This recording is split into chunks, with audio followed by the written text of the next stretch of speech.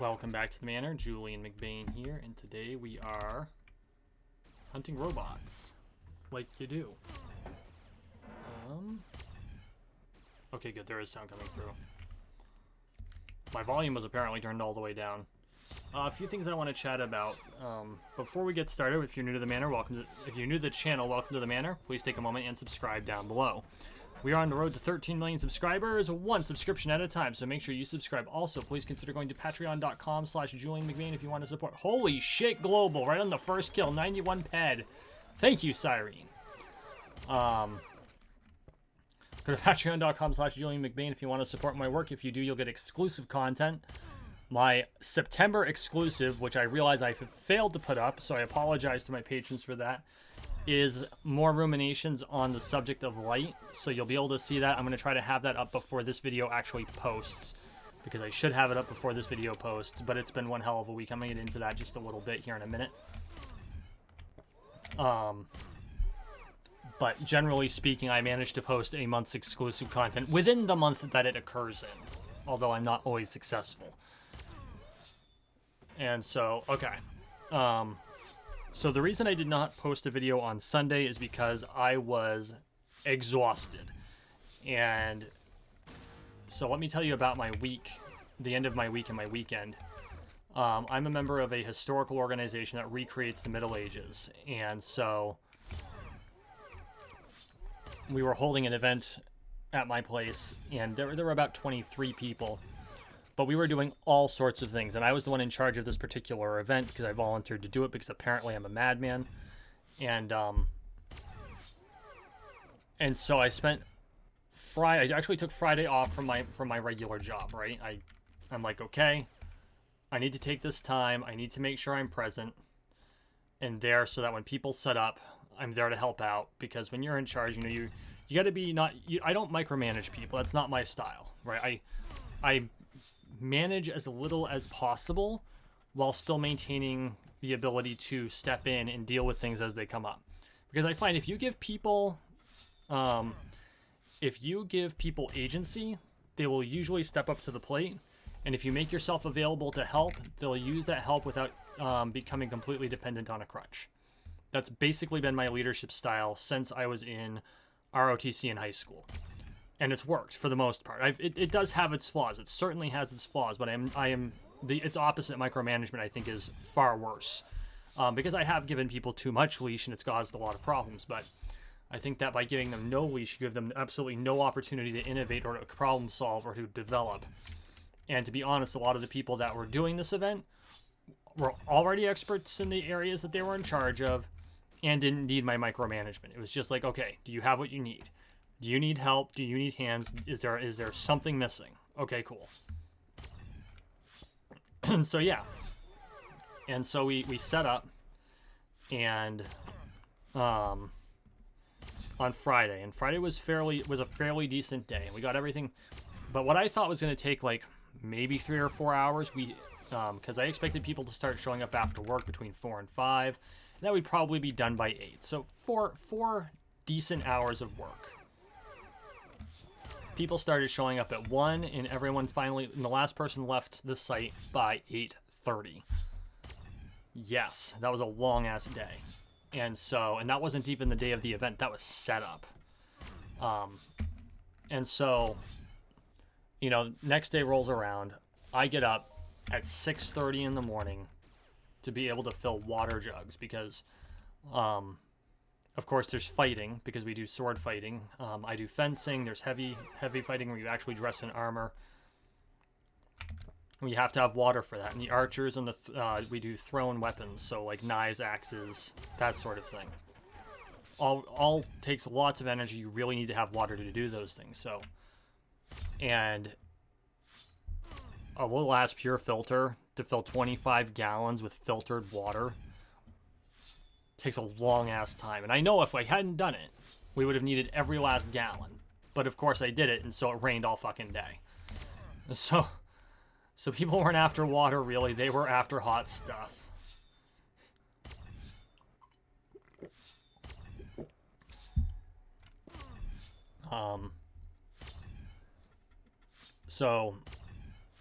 So yeah, so that event, it went really well. You know, for all of the fact that the weather was 100% against us, the whole event went well. It was a really good time.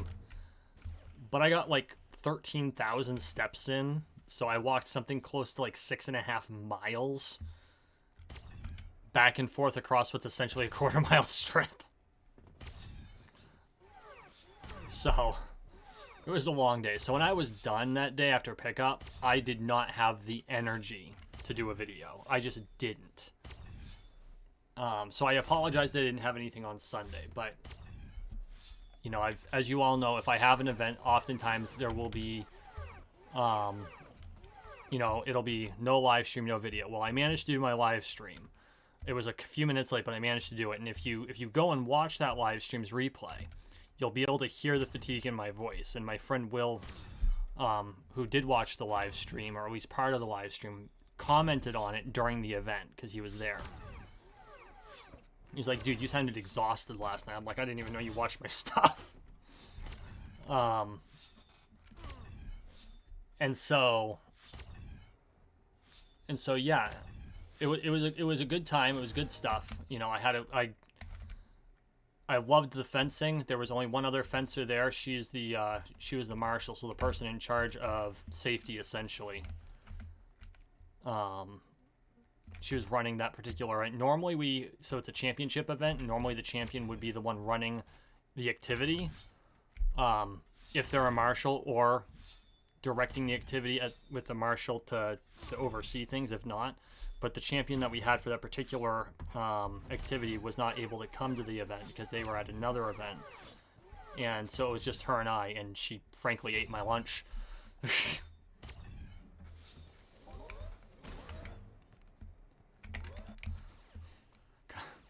So the format of the tournament was single weapon, single sword, off hand. So that means the hand that's non-dominant, right? So single weapon, non-dominant hand. And that made for a really interesting time. And then she hits my arm, and then we realize, oh crap, now what? Because you're not allowed to use your dominant hand. So we came up with a way of mitigating that. Basically, if the non-dominant hand was taken, then it was a kill. And so that actually completely changed the tactics of how that particular weapon, that style works. It was a good time. We had a lot of fun. So yeah, that was my Saturday. And so Sunday rolls around, and I get up, and so after the event's over and we're all cleaned up, and I'm like, I am dead, right? I'm like, I want to do a video, but I just don't have the spoon, so I'll just do one in the afternoon on Sunday, right? Not a huge deal. Oh, I was getting ready to retire for the evening, and my old man goes, so, I need your help tomorrow after church. I'm like, oh, God. We had to help his uncle pull his boat out of the lake and pull in the docks at his camp. And so here I am. I'm already exhausted. I wake up exhausted, and we have to run up to camp after church and pull in docks and get the boat out of the water. And it's just like, ugh. And I had to finish cleanup from the event, so I didn't have the energy to do a video on Sunday. So that's the long story short. That's why there wasn't a video on Sunday. Had a good time. Metric shitload of work, but had to do. That's why you didn't get a video on Sunday. So sorry about that. But during setup, something interesting did happen. I was having a conversation with one of the members of the group. My nickname for her is Shire Mom, right? She's just a fantastic human being. I don't know what she did professionally when she was working. I know that right now she acts as a caretaker for family, but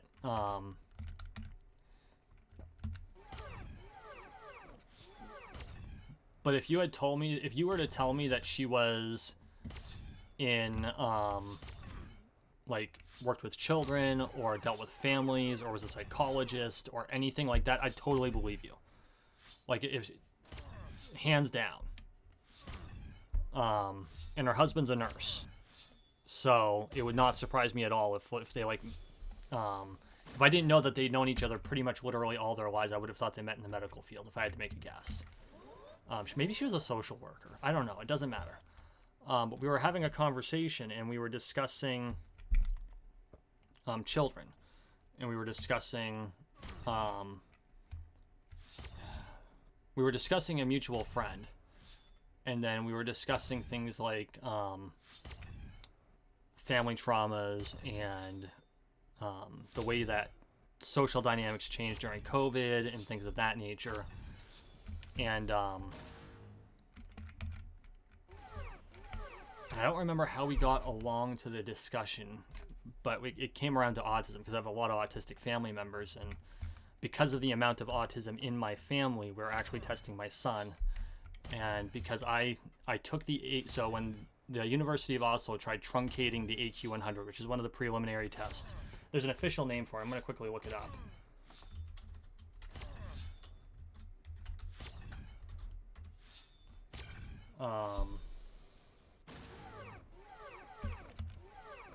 I thought it was called the AQ100. Hang on. I'm getting like hygiene. No.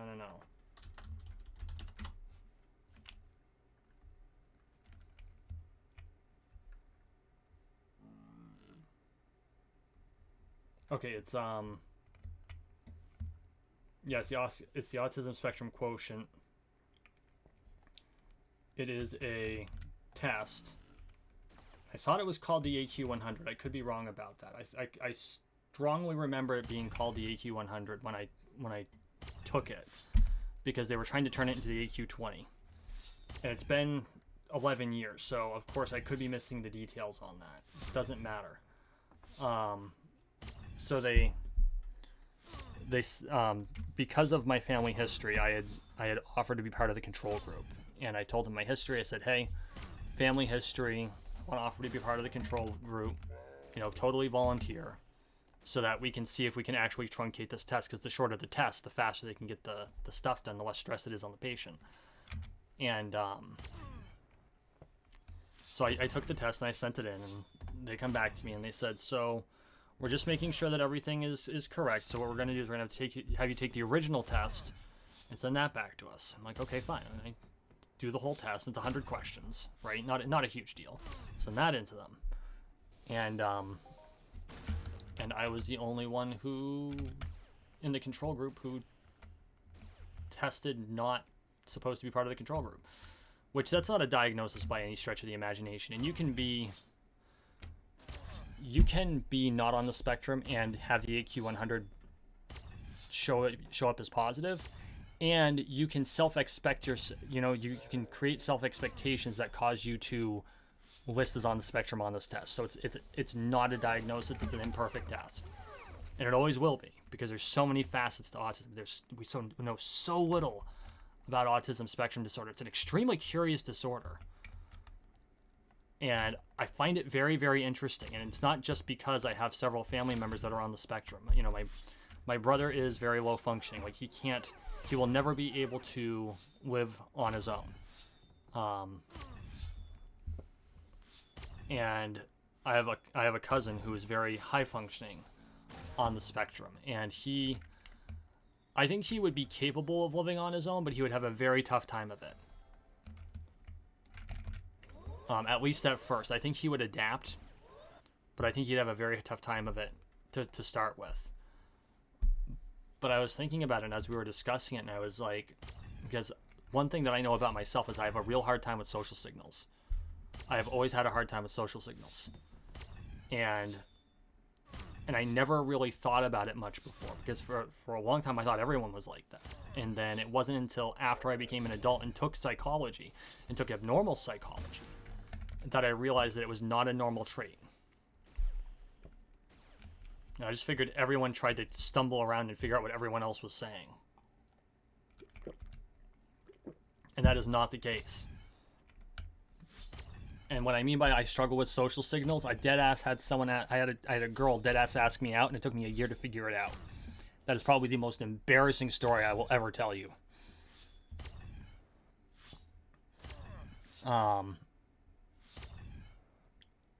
And so I was thinking about it, and so she's like, okay, now that I know that, I am going to be much more direct with you. And she goes, I hope that you don't mind. I'm like, no, absolutely. Because sometimes you got to pound that shit into my head. And I've always been like that. And it was a struggle during childhood. It was always a struggle during childhood. And I think that's something that, and maybe that's why I'm so direct with my son, because I knew I had that issue. And things like that tend to, I don't know if they're a product of nature and nurture, but if you're a parent that struggles with social signals, it would not be considered abnormal for your children to struggle too. And I don't know, like I said, I don't know if that's nature or nurture, because it would be very easy for you to accidentally train that into your own children. It would be extremely easy. And I know his mother struggled with social signals in a lot of cases too. And so I can't guarantee that we didn't just accidentally program. And I use the term program loosely, because of course you can program a human being, but when you teach children how to interact with other people, you civilize them, you teach them how to be human beings. You teach them to be human beings in the way you are a human being, whether you were taught that way or whether that's how you figured it out. And you can very easily and accidentally screw it up, which is why most parents are terrified of screwing up their kids, because I guarantee there are a few guarantees in life. One of the biggest guarantees are you're going to make mistakes as a parent. There is no manual for parenting. The first one is always going to have it the hardest. And if they're an only child, they're going to have it harder still. And I say this as the parent of an only child, and as someone who spent until the age of 11, I was an only child for all intents and purposes for most of my life. My adopted sister and half sister lived 3 hours away, and I only saw them a few times a year. So I didn't really have to be a big brother until I was an adult. And that took some figuring out, especially as an adult when I didn't grow up in that situation.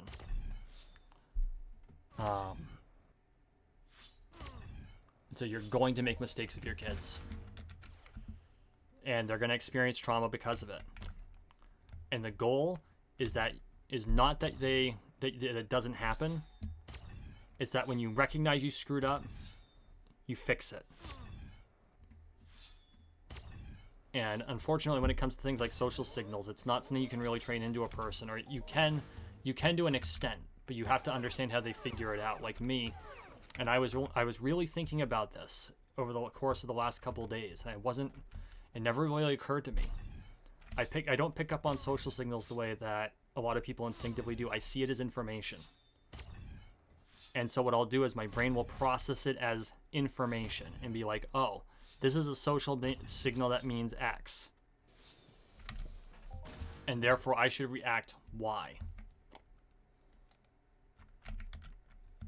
And it didn't even occur to me until earlier today, actually, is when I think I figured that out. And that's not universally true. There's always exceptions to the rule. There will always be things that you can naturally pick up on. But I think that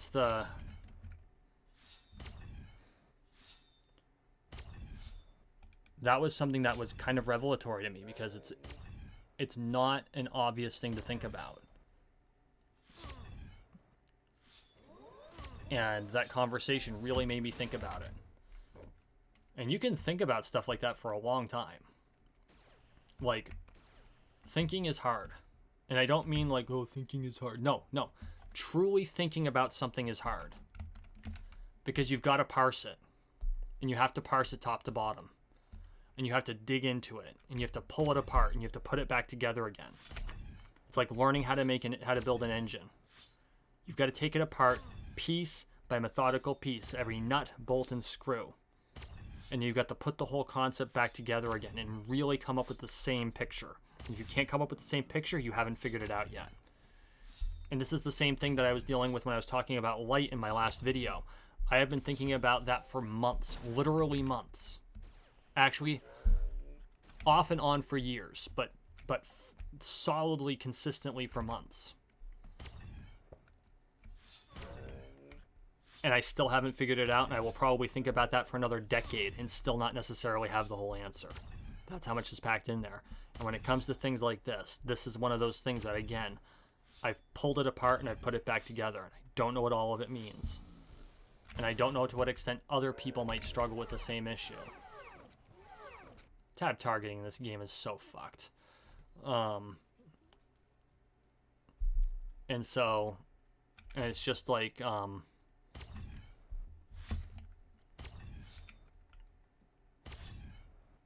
it's just like I'm just now, like, only recently I learned about the diagnosis I do have, which is Tourette's. And Tourette's is a very interesting syndrome to have.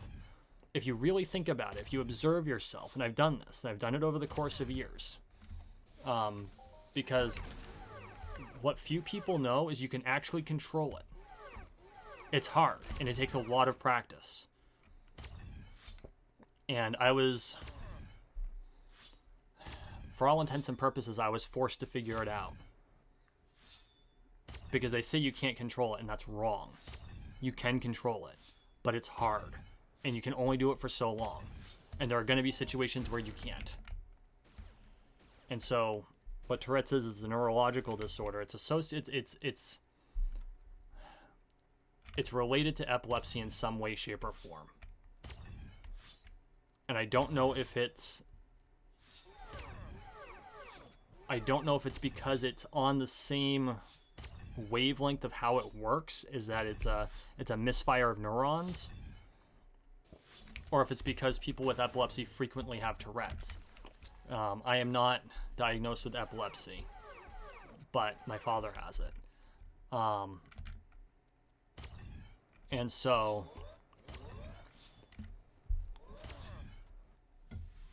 when I had been watching this lecture and Tourette's came up, I keyed in on it because it's very important to my life, because it manifests itself as a series of noiseful tics. What that means, in me, it manifests as tongue clicks and raspberries. And I won't, if I'm not thinking about it, it'll often happen without me doing anything. And anxiety makes it worse. So if you're nervous about something, if I'm nervous about something, or if I am, if I'm in a situation that's high stress, then it'll be noticeably more pronounced. And so, it had been giving me trouble for a couple weeks, because of course leading up to this event, it was giving me trouble. Who could have guessed that, being in charge of an event that you have 20 something and could be up to 50 people showing up to might be stressful. And you have to work 40 hours a week. Who would have thought? But what I learned about Tourette's is that on top of it being a standard neurological disorder that creates tics, and it makes you preferentially swear, although I didn't know why, and I think I've mentioned this before, people with Tourette's swear because swearing is derived from the same noises we had to call out predators, and Tourette's is mapped directly onto the circuit for predator detection.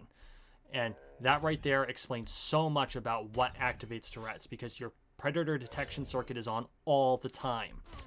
It's on all the time, which is why they call them nervous tics. They're called nervous tics for two reasons. They think it's because you're nervous, and it might be because you're anxious, but what it really is it's your nervous system that generates the tic. And it's because you're constantly searching for predators. Constantly.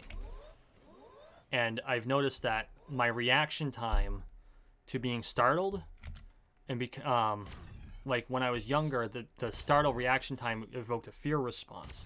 Well, I've spent years doing combat sports, and now my startle reaction tends to be an aggression response.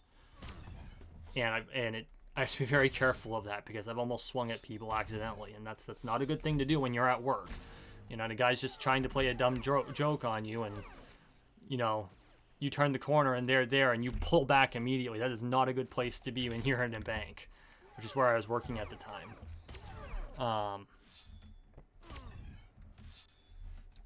And so, I've been thinking about that, and I've been thinking about the discussion I had, and just being able to really parse these things. I think it's very they're all very interesting things. We don't understand enough about the human brain. We haven't even begun. We've barely scratched the surface when it comes to the the neurological system, let alone the psychological system. And I think that we will be continuing to figure this out for the next millennia. I firmly believe that. We have learned huge amounts in the last probably century and a half. Huge amounts about the human brain, and we've only scratched the surface.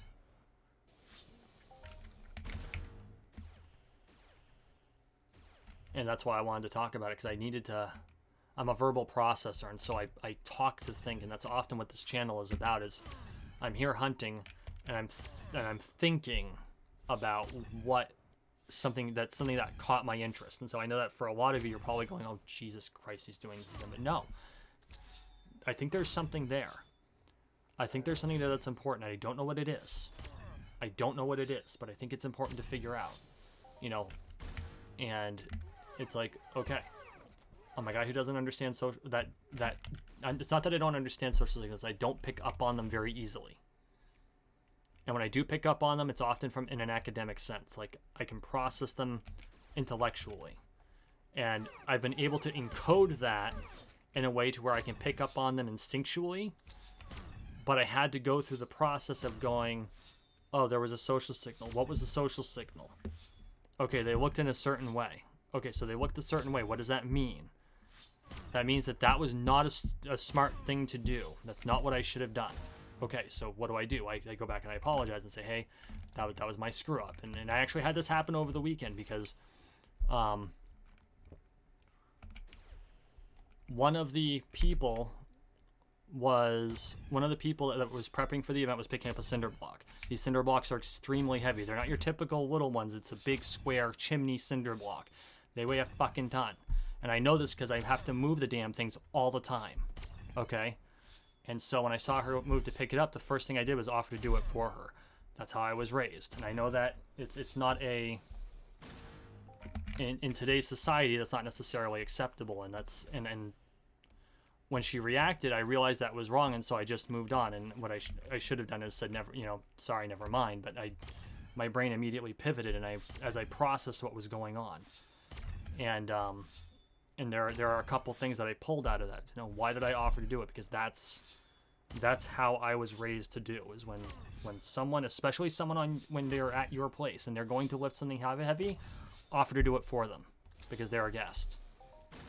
2, and I know that this you can say it's instantiated in patriarchy or whatever. I don't really give a shit, but there's also the old-fashioned notion when a pretty girl is trying to lift something heavy, offer to do it for her. And so that's what happened, and I realized that and read the room, but you have to read the room. And what happened was I said it, and then I read the room. I did it backward, but I was able to overcome it and move on. Now again, did I do it in quite the right way? Probably not. But that doesn't mean I wasn't able to at least mitigate any negative impact of it. And so that's kind of how that process worked out. And the thing is as I was doing that, I was actually watching it and observing it in real time with almost like an outside observer. So, okay, I'm going to stop rambling. Thank you for watching. Thank you for listening. Please like, share, and subscribe down below. We are on the road to 13 million subscribers, one subscription at a time, so make sure you subscribe. And as always, I really appreciate the support. Huge shout out to my patrons, Red Kryptonite, Jay Lambertson, Devin327, and Melky, my newest patron. Thank you so much for all of your support. We will see you in the next one.